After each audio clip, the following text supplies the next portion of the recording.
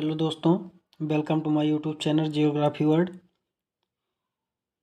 आज हम लोग क्लाइमेटोलॉजी की कड़ी में ही आज लास्ट करते हैं ट्रिवार्था के जलवायु वर्गीकरण से। ठीक है, आज क्लाइमेटोलॉजी का जो आपका पूरा सेगमेंट है वो समाप्त हो जाएगा, जिसके जो सारे वीडियो आपके प्लेलिस्ट में पड़े हुए हैं।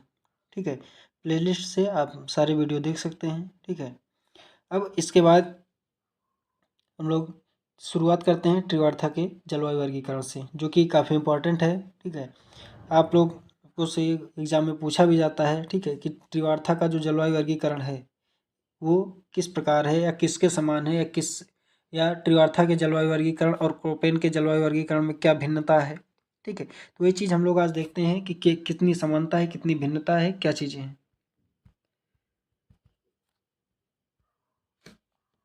सबसे पहले हम लोग शुरू करते हैं कि इन्होंने वर्गीकरण किस प्रकार किया है। ठीक है, तो जीटी त्रिवार्था ने कोपेन के वर्गीकरण में संशोधन तथा परिमार्जन करके, ठीक, ध्यान दीजिएगा किसके वर्गीकरण में इन्होंने संशोधन और परिमार्जन किया है, तो कोपेन के, अपना वर्गीकरण प्रस्तुत किया है, जिसमें आनुभविक तथा जननिक दोनों प्रकार के वर्गीकरण को समाविष्ट किया है। इसीलिए त्रिवार्था का जो जलवायु वर्गीकरण है इसे कंपोजिट वर्गीकरण भी कहा जाता है। इसे त्रिवार्था का कंपोजिट वर्गीकरण भी कहा जाता है। ठीक, और इन्होंने भी क्या किया है, जो इसमें कारण बताया है, किसके आधार पर इन्होंने, जिसके आधार पर इन्होंने विभाजन किया है, वो आधार क्या, इसमें क्या किया, तापमान एवं वर्षा को वर्गीकरण का आधार बनाया तथा विश्व स्तर पर 6 प्रथम श्रेणी के जलवायु प्रकारों का निर्धारण किया। और वो कौन कौन से हैं, A, B, C, D, E तथा H। ठीक, इसमें जो आपका बी जलवायु है इसका निर्धारण इन्होंने किसके आधार पर किया है, वर्षा के आधार पर, तथा जो अन्य जलवायु हैं जैसे बी नहीं है, A, C, D, E और H, इसका निर्धारण इन्होंने किसके आधार पर किया है, तापमान के आधार पर। और बी का निर्धारण इन्होंने किसके आधार पर किया है, वर्षा के आधार पर। ठीक है, तो आइए देखते हैं इन्होंने जो वर्गीकरण किया है वो किस प्रकार वर्गीकरण किया है। तो सबसे पहला इनका क्या है, ए जलवायु। ए जलवायु का मतलब क्या है, उष्णकटिबंधीय आर्द्र जलवायु। ठीक है, अब उष्णकटिबंधीय आर्द्र जलवायु कहते किसे, या पाई कहा जाती है। तो इसके अंतर्गत कौन से क्षेत्र आते हैं, भूमध्य रेखा के आर पार के उन निम्न अक्षांशीय भागों को सम्मिलित किया जाता है जहां पर वर्ष भर उच्च तापमान रहता है, वर्षा साल भर होती है तथा शीतकाल का मौसम नहीं होता है। ठीक है, ये क्या है, ए जलवायु की विशेषता है, किसके अनुसार, आपका त्रिवार्था के अनुसार। इन्होंने किसके अंतर्गत रखा, इसके अंतर्गत किस क्षेत्र को रखा है, तो भूमध्य रेखा के आर पार, मतलब भूमध्य रेखा के उत्तर और दक्षिण दोनों तरफ। ठीक है, और कौन से अक्षांश, निम्न अक्षांश। ठीक है, जहां पर क्या है, तापमान हमेशा क्या रहता है, उच्च रहता है, और वर्षा क्या होती है, साल भर होती है, और इसमें शीतकाल का मौसम नहीं पाया जाता है। ठीक है, अब ए जलवायु इन्होंने किया तो, लेकिन ए जलवायु को इन्होंने क्या किया, फिर वर्षा संबंधी विषमता के आधार पर इसे 2 भागों में बांट दिया। देखिए, पहले तो इन्होंने जो निर्धारण किया वो किसके आधार पर, तापमान के आधार पर। ठीक है, तापमान के आधार पर इन्होंने ए जलवायु निर्धारित किया। अब इस ए जलवायु को इन्होंने किसके आधार पर, वर्षा के आधार पर इन्होंने क्या किया, इसे अलग अलग भागों में, 2 भागों में विभाजित कर दिया। ठीक है, 2 जलवायु प्रकारों में विभाजित किया, जिसमें से पहला क्या है, एएफ, और दूसरा क्या है, एडब्ल्यू। इसमें एएफ क्या है, एएफ में क्या होती है, वर्ष भर अधिक वर्षा होती है। वहीं एडब्ल्यू क्या है, इसमें शीतकाल में कम वर्षा होती है। ठीक है, और जो आपकी एडब्ल्यू है इसे सवाना जलवायु भी कहा जाता है। अब इन दोनों के अतिरिक्त जो जलवायु यहाँ पर क्या है, आप देख रहे हैं एडब्ल्यू और एएफ, इन दोनों के अतिरिक्त इन्होंने एक और उप विभाजन किया है, उसका नाम क्या रखा है, एएम। एएम क्या है, मानसूनी जलवायु है। ठीक है, अब इसके बाद इन्होंने बी जलवायु का रखा है। बी जलवायु का वर्गीकरण इन्होंने किस आधार पर किया है, तो ये आपका क्या है, वर्षा के आधार पर। ठीक है, अब इसका विस्तार क्या है, उष्णकटिबंधीय आर्द्र जलवायु से मध्य अक्षांशों के बीच पाया जाता है, अर्थात ए जलवायु से। ठीक है, जो आपकी ए जलवायु है यहाँ से लगभग 35 से 40 अंश अक्षांशों के बीच वाला जो हिस्सा, और ये जलवायु कहाँ तक पाई जा रही है, ये भूमध्य रेखा के दोनों ओर मान चलिए आप 10 अंश अक्षांश तक, 10 अंश उत्तरी अक्षांश से 10 अंश दक्षिणी अक्षांश तक, तो 10 अंश से लेकर के 35 से 40 अंश के बीच की जो जलवायु है वो आपकी क्या है, बी जलवायु है। ठीक है, अब इस बी जलवायु में क्या किया इन्होंने, ये कहा है कि इसका विस्तार क्या है, उष्णकटिबंधीय आर्द्र जलवायु से मध्य अक्षांशों के बीच पाया जाता है। शुष्कता संबंधी विशेषता के आधार पर इसे दो जलवायु प्रकारों में विभक्त किया जाता है। ठीक है, शुष्कता का मतलब ये है जहाँ पर अधिक शुष्कता है और कहीं पर कम शुष्कता है। तो जहाँ पर अधिक शुष्कता है उसे इन्होंने शुष्क जलवायु कहा है और इसे BW नाम दिया है, और जहाँ पर थोड़ी कम शुष्कता है उसे इन्होंने अर्ध शुष्क या स्टेपी जलवायु कहा है और BS नाम दिया है। ठीक है, अब तापमान के आधार पर इन्हें पुनः उप प्रकारों में विभाजित किया है। अब तक तो क्या था, वर्षा के आधार पर था, अब तापमान के आधार पर इन्होंने पुनः से उप प्रकारों में विभाजित किया है। जैसे आपकी BW है तो BW को इन्होंने दो उप प्रकारों में विभाजित किया, एक BWH और दूसरा BWK। BWH क्या है, उष्ण कटिबंधीय शुष्क जलवायु। ठीक है, और BWK क्या है, मध्य अक्षांशीय शुष्क जलवायु। तो BW का मतलब क्या है, शुष्क जलवायु है। ठीक, H का मतलब है तापमान अधिक,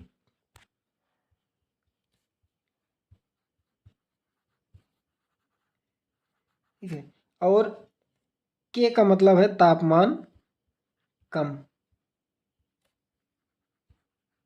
ठीक, तो अब जब तापमान अधिक होगा तो कौन सी जलवायु होगी, उष्णकटिबंधीय होगी, और तापमान कम होगा तो क्या होगा, मध्य अक्षांशीय होगी।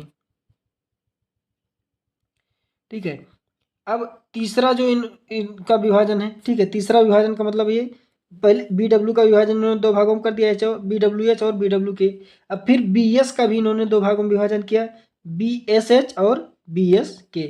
BSH क्या है, उपोष्ण कटिबंधीय स्टेपी जलवायु है, और BSK क्या है, मध्य अक्षांशीय स्टेपी जलवायु।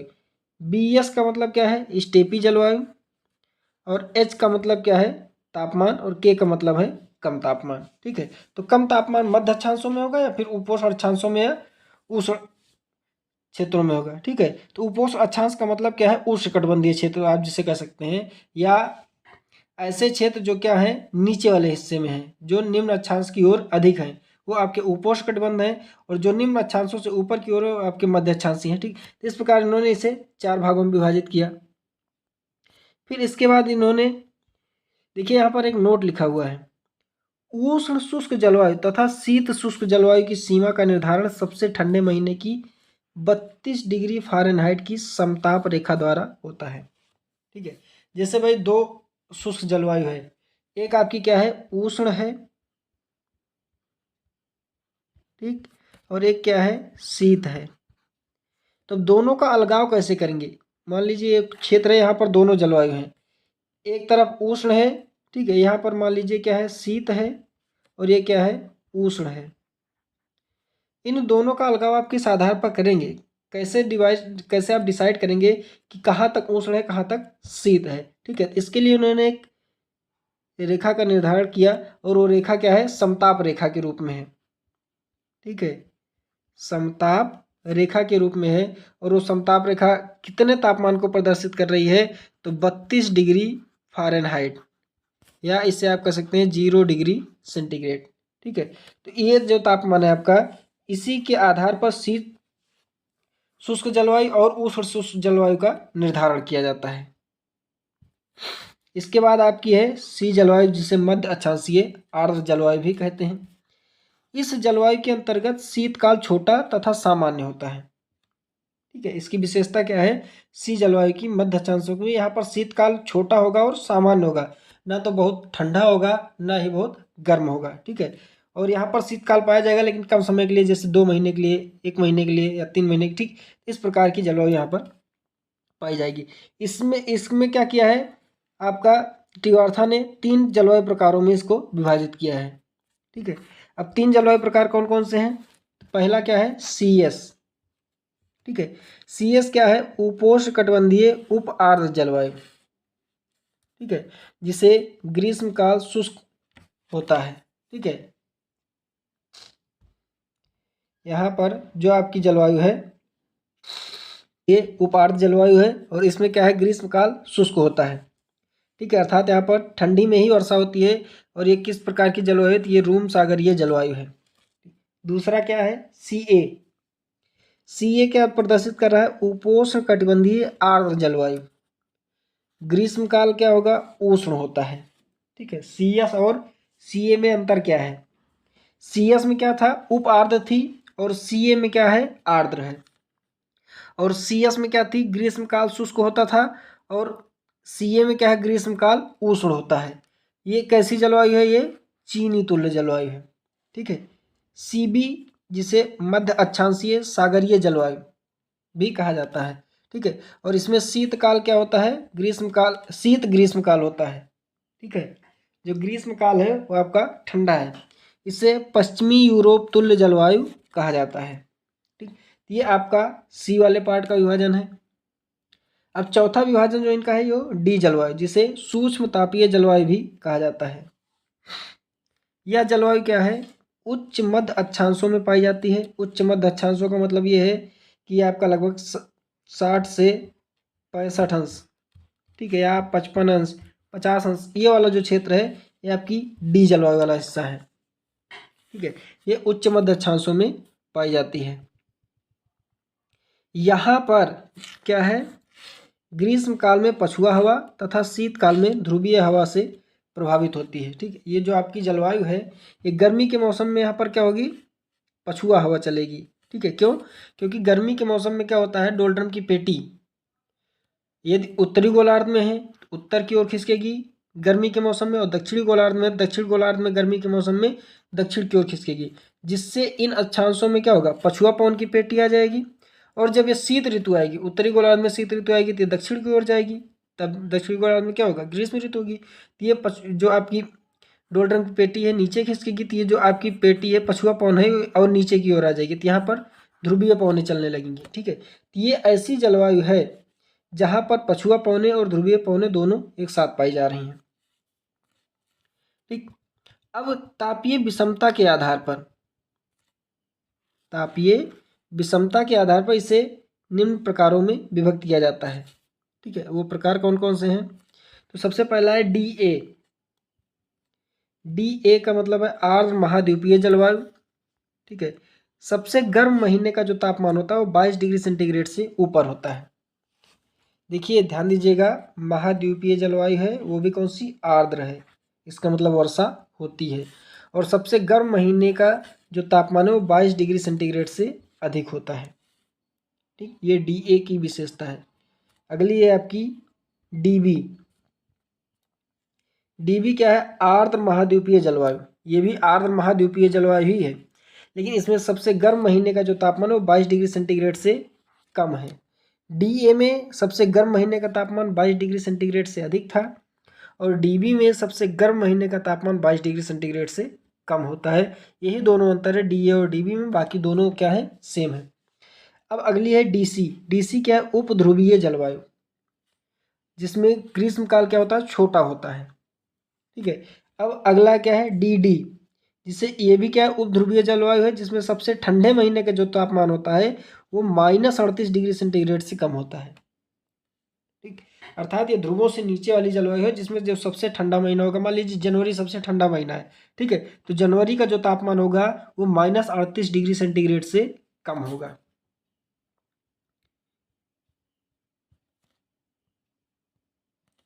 अगला है आपका ई जलवायु। ठीक है, जिसे ध्रुवीय जलवायु भी कहा जाता है। ग्रीष्मकाल इसमें क्या होता है, अनुपस्थित होता है, अर्थात यहाँ पर गर्मी नहीं पड़ती है, केवल ठंडी ही पड़ती है। वर्ष भर क्या होता है, ध्रुवीय हवा चलती रहती है। ठीक, जब ध्रुवों की ओर से हवाएं आ रही हैं, इसका मतलब ध्रुवों से आने वाली हवाएं ठंडी है, और ठंडी है तो पूरा का पूरा क्षेत्र क्या हो जाएगा, ठंडा हो जाएगा। और इसे दो उप प्रकारों में विभाजित कर दिया जाता है, एक होता है ईटी और दूसरा है ईएफ। ईटी को कहते हैं टुंड्रा जलवायु। ठीक है, और ईएफ क्या है, इसे हिमटोप जलवायु के नाम से भी जाना जाता है। और ईएफ में सभी महीनों में जो तापमान होता है वो 0 डिग्री सेंटीग्रेड से कम होता है, अर्थात इसे आप सतत हिमाच्छादित जलवायु भी कहते हैं।